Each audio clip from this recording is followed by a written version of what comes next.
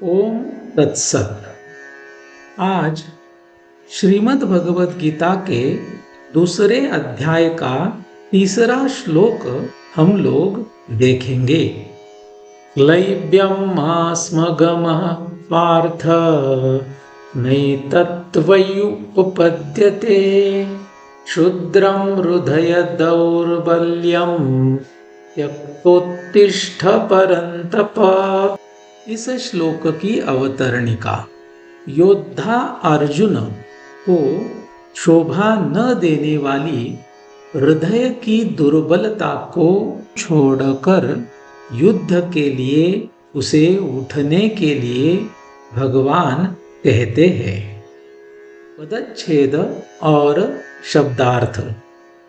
क्लैब्यम दुर्बलता को, स्म गमः ना प्राप्त हो, पार्थ हे पार्थ, न नहीं, एतत् यह, त्वयि तुम्हारे में, उपपद्यते उचित है, क्षुद्रम क्षुद्र को, हृदय दौर्बल्यम हृदय की दुर्बलता को, त्यक्त्वा त्याग कर, उत्तिष्ठ उठो, परंतप हे शत्रुओं को ताप देने वाले।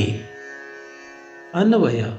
पार्थ क्लैब्यं स्म गमः एतत् त्वयि न उपपद्यते, परंतप क्षुद्रं हृदय दौर्बल्यं त्यक्त्वा उत्तिष्ठ।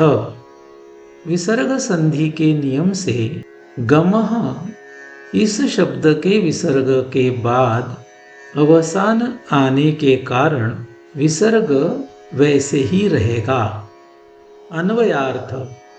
हे पार्थ, दुर्बलता को ना प्राप्त हो, यह तुम्हारे में उचित नहीं है। हे शत्रुओं को ताप देने वाले, हृदय की क्षुद्र दुर्बलता को त्याग कर उठो। सरलार्थ। हे पार्थ, तुम इस तरह दुर्बलता को ना प्राप्त होना, यह तुम्हारे लिए उचित नहीं है। हे शत्रुओं को ताप देने वाले अर्जुन, हृदय की क्षुद्र दुर्बलता को त्याग कर उठो। इस श्लोक में स्म ऐसा एक शब्द है। वर्तमान कालवाचक क्रियापदों के साथ स्म यह अव्यय लेने से भूतकालीन क्रिया का अर्थ प्रकट होता है। स्म गमः ऐसे तीन शब्द एक साथ मिलकर इसका अर्थ गमः ऐसे होता है। इस तीसरे श्लोक के ऊपर भगवान आद्य शंकराचार्य जी ने भाष्य नहीं किया है। भगवान श्री ज्ञानदेव महाराज जी ने इस श्लोक के ऊपर जो ओवियां लिखी है उनको समझने की कोशिश करते हैं। म्हणोनी शोकू न करी, तू पुरता धीरू धरी, हे शोच्यता अभेरी पंडू कुमरा। इसलिए शोक ना करो, तुम संपूर्ण धैर्य धारण करो। हे पंडू कुमर, यह शोचनीयता तिरस्कृत करो।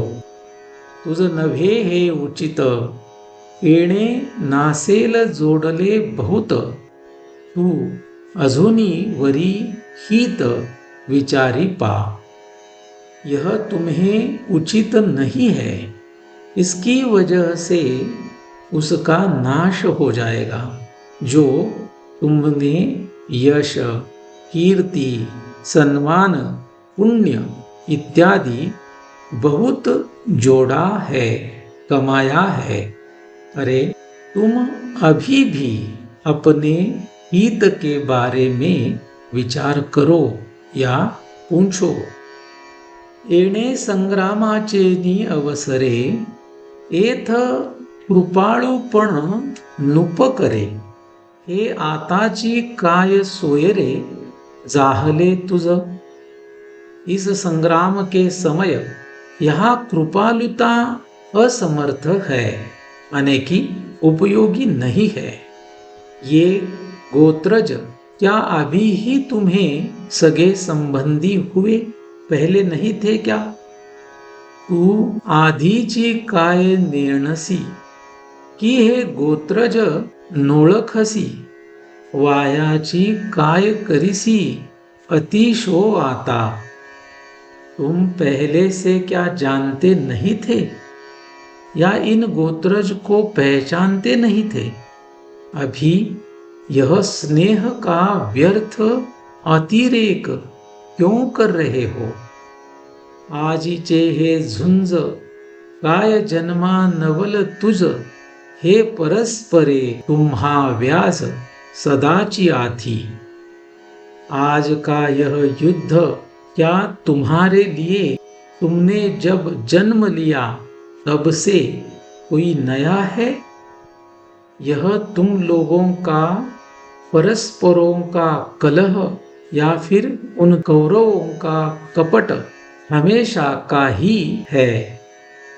तरी आता काय जाहले, काही स्नेह उपनले।